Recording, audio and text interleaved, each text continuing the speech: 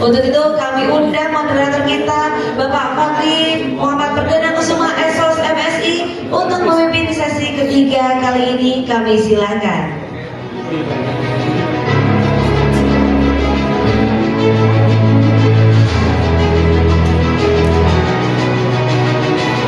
Baik, terima kasih. Mohon izin saya kembali lagi di sini, bukan bermaksud ingin eksis, tapi kebetulan panggilan dari panitia, Mas bisa gantiin nggak? Insya Allah bisa. Untuk gerakan rakyat dan untuk Indonesia. Lupa, kurang salah Pak nih. Untuk gerakan rakyat dan Indonesia. Oke, terima kasih Bapak Ibu. Sekali lagi saya mohon izin lagi kepada Bapak-bapak, Pak Anies dan seluruh petinggi di sini. Untuk sesi kedua terkait dengan AI dan masa depan pembangunan nasional, kami sudah memiliki narasumber bernama Pak Tomhard Supranto Siadari. Untuk lebih lengkapnya, kami persilakan beliau untuk naik ke panggung. Boleh tepuk tangannya?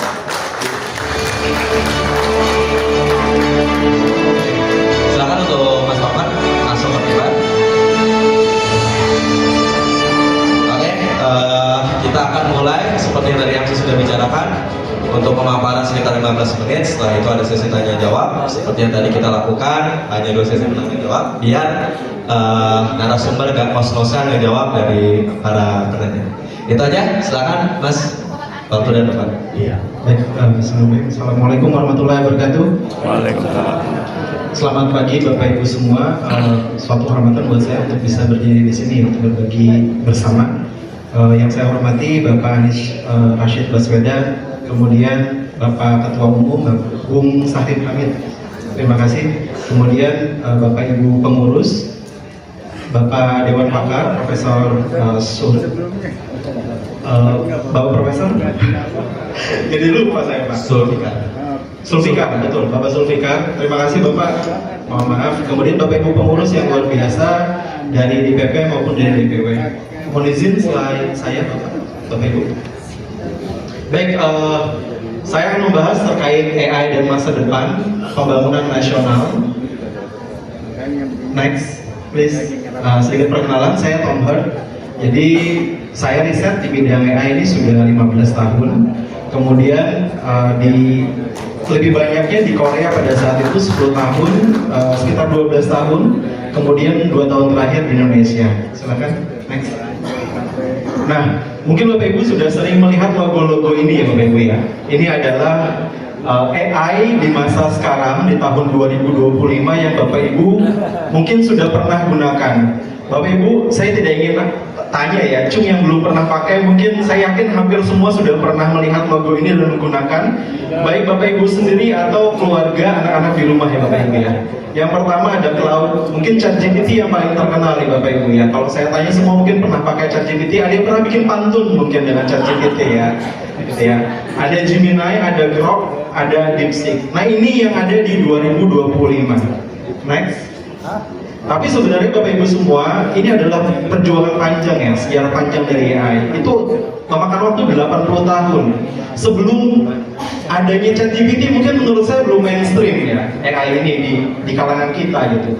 Nah, 80 tahun ini sebelum menjadi overnight sensations ya, pada tahun 2022, sekitar tahun 2022, tapi sebenarnya sudah mulai dari lama, dari tahun 1940. Next. Nah, sejarah panjang ini Bapak Ibu tidak semuanya berhasil dengan bahagia. Pada saat itu di tahun 70-an dan tahun 90-an sebenarnya keadaan disebut sebagai AI winters ya. Jadi risetnya itu sangat sulit dilakukan, tidak menarik ya, tidak seperti sekarang semua orang sudah mulai memakainya dalam kehidupan sehari-hari. Dan itu butuh waktu yang cukup lama, evolusi dari tahun 1950-an sampai dengan saat ini Bapak Ibu. Jadi yang kita ketahui saat ini itu adalah hal yang mainstream pada saat ini ya. Tapi pada saat sebelum tahun 2022 itu banyak sekali aplikasi AI yang muncul sebenarnya, bukan bentuknya dalam bentuk seperti ChatGPT pada saat ini atau dalam bentuk chatbot seperti Bapak Ibu yang ketahui. Next. Nah, ini kondisi global Bapak Ibu bahwa AI itu sudah bukan sekedar teknologi lagi, tapi sudah menjadi bagian dari kehidupan, bagian dari strategi nasional masing-masing negara di dunia. Misalnya seperti negara ya, Amerika Serikat, UK, China, Jerman ya, Prancis, EU itu semuanya sudah berlomba-lomba pada saat ini kalau bisa kita sebut sebagai global AI race ya. Jadi semuanya saling bersaing tidak hanya dalam tataran perusahaan, tapi itu sudah tataran negara ya. Masing-masing negara membuat strateginya masing-masing, termasuk Indonesia pun saat ini sedang membuat strategi nasionalnya. Next.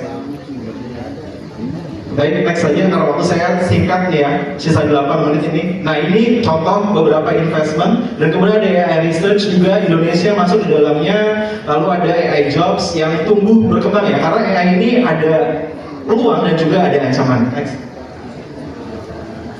Nah isu terkini Bapak Ibu, mungkin saat ini Bapak Ibu tahu ChatGPT itu kita sebut sebagai namanya generative AI ya, atau KA generatif, kecerdasan artifisial generatif. Tapi yang terkini itu ada namanya agentic AI. Kalau misalnya LLM itu ya, ChatGPT misalnya Bapak Ibu masukkan input prompt, lalu akan keluar hasil. Nah dengan adanya agentic AI ini itu sudah lebih lagi daripada itu. Jadi kita masukkan prompt, next. Contohnya seperti ini, jadi kita masukkan nanti prompt misalnya di gambar yang sebelah kanan Bapak Ibu ya, bahwa misalnya apakah hari ini apakah besok akan hujan? ChatGPT nggak bisa jawab. Tapi dengan adanya agentic AI ini, LLM itu akan mendapatkan informasi dari sekitarnya, dari sistem yang lain, kemudian akan memberikan jawaban. Bahkan nanti ya, prediksinya adalah Bapak Ibu tinggal misalnya memerintahkan agent ini untuk menuliskan email misalnya, nanti langsung ditulis oleh emailnya dan akan dikirim. Dan itu terbayang. Coba bayangkan kalau misalnya bank kita mau kirim uang, tinggal sebut saja, nggak perlu lagi menghubungi klik-klik aplikasinya gitu ya. Tapi dengan agentic AI kita bisa mengirimkan uang, ya tentunya dengan verifikasi ya. Yang paling mudah contohnya adalah misalnya email, atau misalnya berbelanja. Bayangkan Bapak Ibu di toko hijau, toko orange ya. Nanti kita nggak perlu klik-klik lagi, langsung bisa otomatis. Nah itu adalah agentic AI. Ini adalah isu terkini yang saat ini ada di dalam perkembangan AI. Next. Nah ini contoh yang AI dan Indonesia, ini Bapak Ibu tahun 2020, dan saat ini ya kita punya ada strategi nasional KA di mana ada 4 etika dan kebijakan, kemudian riset dan inovasi, lalu ada masing-masing area fokus. Next. Nah, kondisi terkini di Indonesia itu bahasa Indonesia lebih dari 200 juta, tapi sayangnya kita tidak punya data set. Jadi data ini sebenarnya adalah yang digunakan untuk melatih AI model. Bapak Ibu semua jangan sampai salah ya. AI itu tidak memiliki pengetahuan, tidak ada di dalamnya pengetahuan. Tapi dia dilatih dengan menggunakan data set yang jumlahnya banyak sekali. Kalau Bapak Ibu punya, misalnya contohnya seperti Facebook, Instagram ya, atau YouTube atau yang main TikTok, itu kan kita memasukkan data kita ya ke sana. Nah itulah yang digunakan oleh perusahaan tersebut untuk melatih AI modelnya sehingga menjadi pintar, tapi tidak ada pengetahuan di sana, hanya ada pola-pola atau belajar dari data yang sudah ada. Nah sayang kita belum punya bahasa Indonesia, benar riset di Indonesia juga masih underfunded ya, artinya kurang dananya. Hanya sekitar 0,2% dari GDP kita. Lalu di tahun 2023 kita banyak publikasi paper dari peneliti, tapi sayangnya tidak terlibat dalam ini adalah leading conference-nya, agak kurang Bapak Ibu. Silahkan next. Lalu ada 993 universitas di mana banyak sekali AI related program. Kemudian tapi kita memiliki namanya digital talent gap ya. Jadi ada kekurangan talenta digital di Indonesia. Sekitar di sini kita butuh 9 juta additional ya, tambahan tech workers di tahun 2030 untuk menjawab tantangan global. Lalu di sini kita juga punya tantangan, tadi kalau pembicara sebelumnya membahas cyber security juga masih. Tapi next kita punya harapan bahwa di sini lihat posisi Indonesia secara global ya. Dan ini penting karena kita sepakat ya, AI ini sudah bukan masalah teknologi lagi, tapi bagaimana kita menjadi negara yang berdaulat misalnya ya. Nah di sini Indonesia masih dalam overall di posisi 46, tapi secara talenta kita 23, namun secara infrastruktur itu masih tertinggal. Next.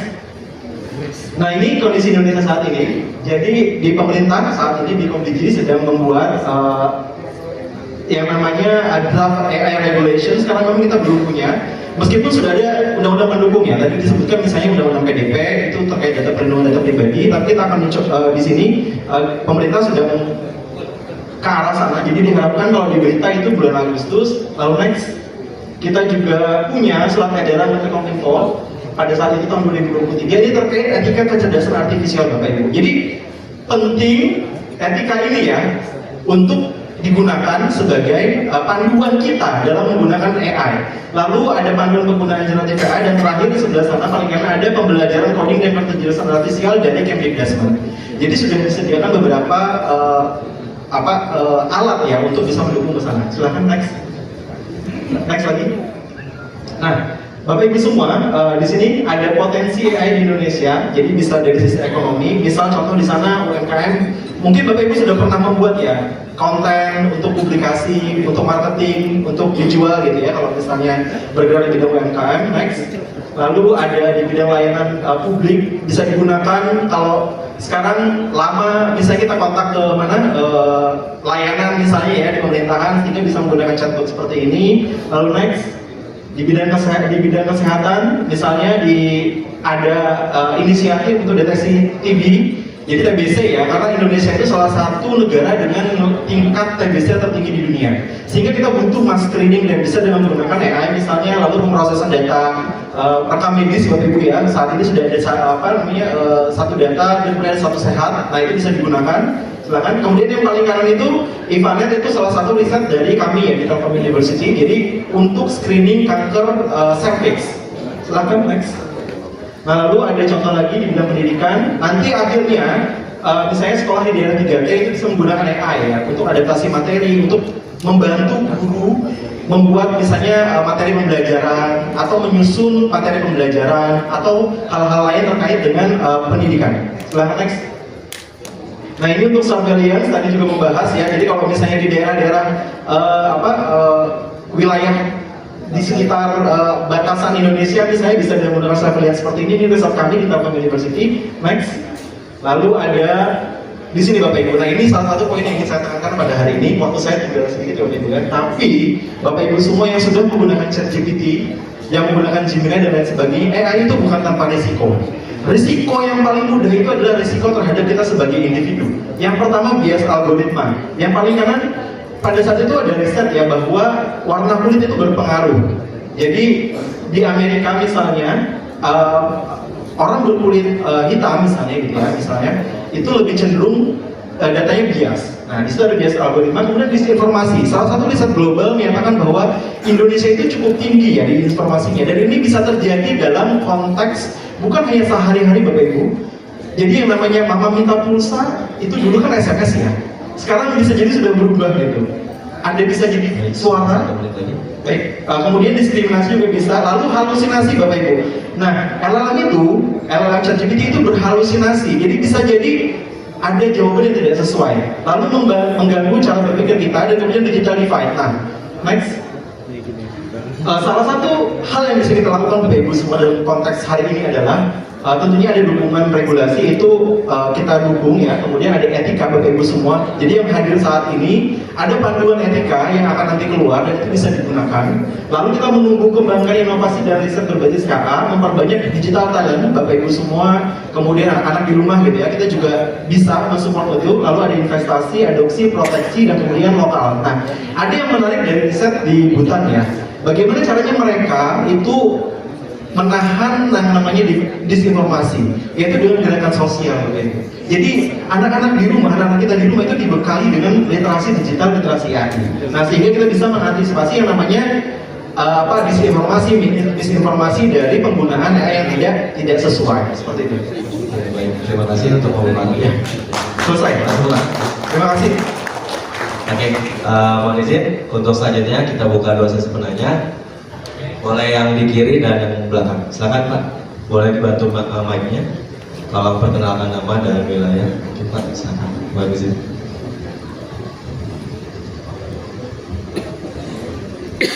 Assalamualaikum, kenalkan saya Sony dari Aksi Bersama. Waalaikumsalam.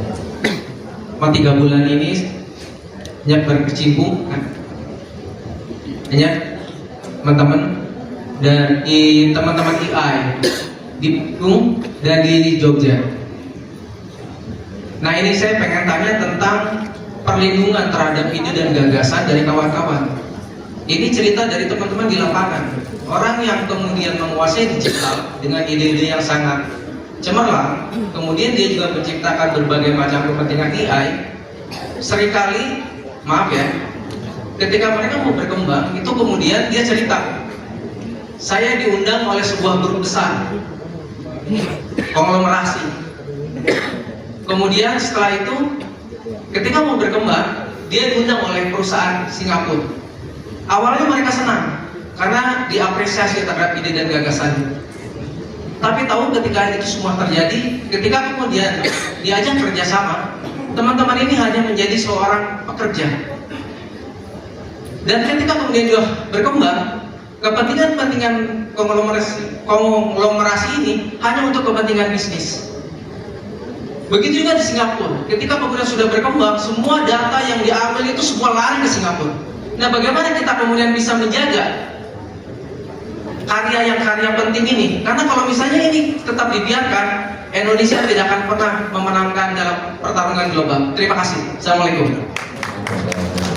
Maka boleh ditegaskan kembali pertanyaannya apa?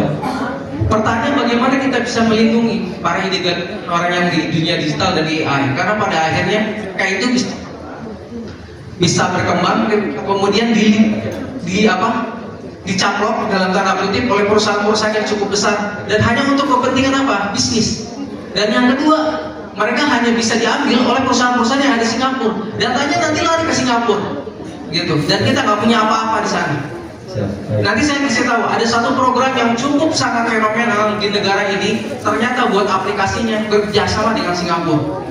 Ini ngeri banget. Jadi kita hanya sebagai negara yang jadi objek saja. Terima kasih. Assalamualaikum warahmatullahi wabarakatuh. Waalaikumsalam. Boleh yang di belakang? Atau sebutkan nama dan asal wilayah, boleh Pak? Silakan. Terima kasih. Assalamualaikum warahmatullahi wabarakatuh. Perkenalkan, nama saya Arif dari DPD Jakarta Pusat. Ada hal-hal yang saya garis bawahi, di mana saya betul concern dengan pendidikan dasar anak-anak, di mana pemakaian AI ini mungkin masih dianggap terlalu sedikit mengganggu edukator-edukator kita. Misalnya ada secara online nih, kita kasih tugas, dia langsung memberikan jawaban persis sama dengan yang ada di ChatGPT. Terus nggak ada hal-hal yang bisa dikembangkan dari solusi-solusi yang diberikan oleh ChatGPT itu sendiri. Misalnya untuk mengembangkan marketing, promosi. Pertanyaan saya, bagaimana mengedukasi anak-anak dari sedini mungkin dalam pemikiran hal-hal yang jangan asal terima jadi. Terima kasih. Assalamualaikum warahmatullahi wabarakatuh. Dengan Pak siapa? Mohon izin Pak tadi? Pak Arif dari DPD Jakarta Pusat. Pak Arif ya. Terima kasih Pak Arif. Oke, boleh dilanjut dengan narasumber. Silakan. Terima kasih Bapak atas pertanyaannya ya. Ini memang konteks yang sangat menarik Bapak, pembahasan kita hari ini. Terkait data, pertama kita perlu menyadari ya, undang-undang data pribadi, perlindungan data pribadi itu kan sudah ada Bapak Ibu. Cuma memang di kita secara masyarakat itu kita sebenarnya belum begitu memahami ya bagaimana konteks perlindungan data pribadi. Nah, sehingga Bapak Ibu semua yang perlu kita lakukan ketika menggunakan AI itu kita perlu tahu mana yang namanya data pribadi milik kita. Karena sebenarnya yang memasukkan data ke dalam sistem adalah kita kan ya. Sehingga kita perlu mengetahui mana data pribadi mana yang bukan. Nah, disitulah perlunya panduan penggunaan AI secara beretika dan bertanggung jawab. Sehingga kita bisa memasukkan data-data yang memang tidak perlu kita masukkan ke sana gitu ya, supaya membentengi diri kita. Itu yang pertama. Lalu yang kedua terkait inovasi Bapak Ibu ya. Ini memang masalah yang cukup kompleks ya untuk kita lakukan. Tapi yang jelas yang perlu kita hadapi, yang perlu kita lakukan saat ini adalah ketika kita memiliki idea ya. Memang pembahasan intellectual property di Indonesia kita kekayaan itu agak tidak menjadi keutamaan dalam ketika kita perusahaan Pak. Berbeda dengan di luar negeri, ketika kita punya ide, meskipun kita masih levelnya startup, itu kita langsung mendaftarkan paten kita sendiri, sehingga kita memiliki kekayaan intelektual terhadap karya tersebut seperti itu. Nah, di kita itu masih belum terlalu dihargai hal seperti itu, sehingga kita perlu meningkatkan pemahaman kita terkait kekayaan intelektual.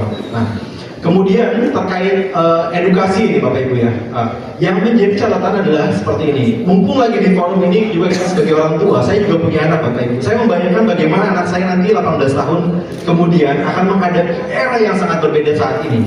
Yang perlu kita lakukan adalah meningkatkan literasi digital, dan bukan hanya digital tapi literasi AI. Makanya saya sangat senang hari ini bisa sharing di acara ini ya, luar biasa gitu. Karena apa?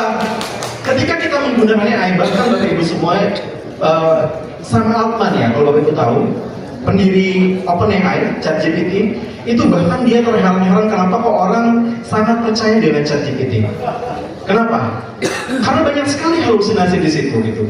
Jadikanlah ChatGPT ini, AI ini sebagai tools ya, yang memutuskan apa yang benar dan tidak itu bukan ChatGPT tapi kita sebagai manusia. Benar tidak Bapak Ibu?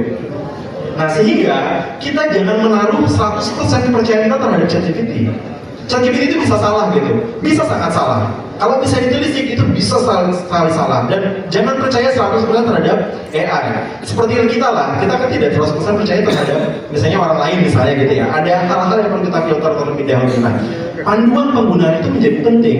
Jadi yang tahap pertama yang harus kita lakukan adalah kita harus memahami dulu AI ini apa sih sebenarnya gitu. Bagaimana prosesnya bekerja. Yang tadi saya sebutkan bahwa dia tidak ada pengetahuan di dalamnya, tapi dia belajar melalui data. Dan kemudian kita juga harus menjaga data kita sehingga tidak mudah AI ini.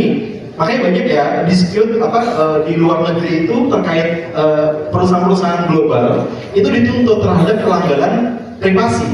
Karena apa? Data yang diambil secara ilegal. Nah, kita sebagai individu paling mendasar secara individu dari keluarga kita dan masyarakat ya Bapak Ibu, sehingga kita bisa mendorong literasi tersebut. Nah, tidak perlu sampai menjadi pengembang AI misalnya gitu Pak ya. Ada levelnya, understanding dulu, pemahaman dulu. AI ini apa sih sebenarnya gitu. Mungkin akan terasa sulit di awal, tapi lama-lama sekarang kan AI sudah menjadi bagian hidup kita, tidak bisa dipisahkan. Seperti sosial media saat ini. Bahkan sekarang ngirim email juga harus tanya dulu ke ChatGPT ya. Ya kan Bapak Ibu, mau bikin pantun tanya dulu. Padahal kita seolah-olah meragukan kecerdasan kita gitu. Nah, itu yang harus kita kembalikan lagi marwah kita sebagai manusia, bahwa kita yang memiliki intelektual gitu. Nah, untuk Bapak Ibu yang di bidang edukasi, ya edukator terutama guru, perlu literasi terhadap Bapak Ibu semua, terhadap sebagai guru AI ini apa, sehingga kita bisa memberikan pemahaman terhadap anak-anak diri kita. Karena kompetensi yang paling utama di era saat ini adalah salah satunya adalah berpikir kritis Bapak Ibu. Nah, penggunaan AI ini harus dengan panduan. Tidak bisa kita biarkan begitu saja anak-anak kita menggunakan AI gitu. Tapi untuk melakukan itu kan kita harus paham dulu apa ini gitu ya. Nah, sehingga semoga habis acara ini ya sekalian mungkin nggak closing statement sih, tapi setelah pulang ini kita mulai memahami bahwa AI ini kita menginputkan data sehingga datanya harus kita hati-hati. Lalu anak-anak kita jangan biarkan mereka menggunakan ini sebebas mungkin. Ada panduan, diberitahu, diajari bahwa oh AI ini seperti ini, seperti ini, seperti ini. Tentu levelnya beda-beda ya. Ada yang masih kecil misalnya SD, SMP, SMA tentu nanti beda-beda. Sehingga tidak terpengaruh gitu ya. Karena kalau misalnya kita biarkan ini akan menjadi dampak sosial yang berkepanjangan seperti ini. Terima kasih. Terima kasih untuk pemaparannya hari ini. Sudah selesai sesi ketiga, dan buat penutupan seperti yang tadi sudah dilakukan oleh Bang Andri, buat Mas Tom Hart silakan memberikan closing statement sekaligus penutup untuk sesi 3 kali ini. Silakan. Baik, terima kasih Bapak Ibu sekali lagi atas kesempatan hari ini, senang sekali. Yang pertama, AI itu sudah menjadi bagian kehidupan kita sehari-hari. Jadi kita harus tahu apa barang ini gitu ya. Nah, dan tentunya ada ancaman dan peluang yang harus kita tahu. Peluang itu besar, tapi ancaman juga ada. Nah, itu yang harus kita pelajari Bapak Ibu. Jadi jangan takut, tetap asah pengetahuan kita sehingga kita bisa menghadapi tantangan global nanti di masa depan. Terima kasih. Terima kasih.